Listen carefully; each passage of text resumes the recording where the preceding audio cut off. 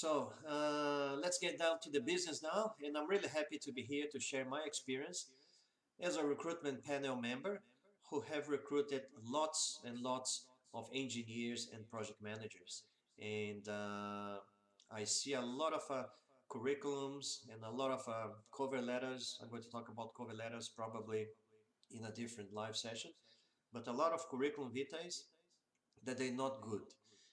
When I look at the curriculum vitae, I think I shake my head and I think, nah, that's not good. And they don't even, I don't even spend a lot of time in reading those curriculums because yeah, it's so bad that yeah, recruitment panels and employers they probably just discard those straight away. So, and for us is a little bit more challenging, majority of us, because majority of you guys like me, you probably English is not your first language, and after we have overcome the previous challenges in relation to English language, recognition of the qualification, visa, etc., it's time then to hit the market. We're going to target the market. So, and recruitment stages here in Australia, it can be a little bit different from the recruitment stages in our own country. But usually here, there are some phases. They're not just limited to these phases, but usually they are the curriculum vitae analysis, and then the analysis of the cover letter, sometimes a telephone interview.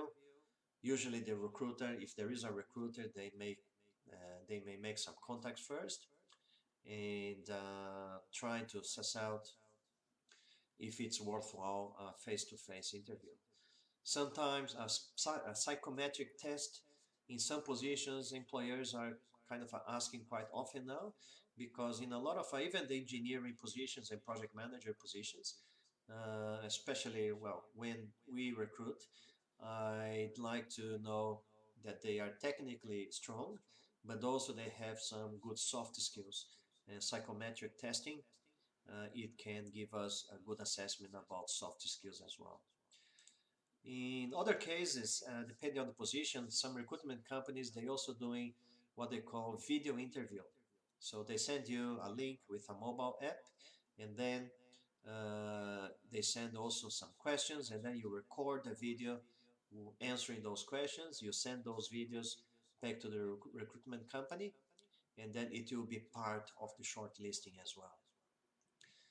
And then after that, the recruiter or the employer will be shortlisting candidates. But it's very important to say that until you get to the shortlisting stage, there is obviously one of the first steps is cover letter and curriculum analysis. And if you don't really have those two documents very well written, it's going to be very difficult for you to advance.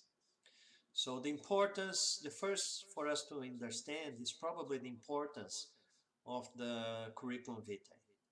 So as I said, in my case in Brazil, we often advise that a CV should not exceed 2 pages, sometimes just 1 page.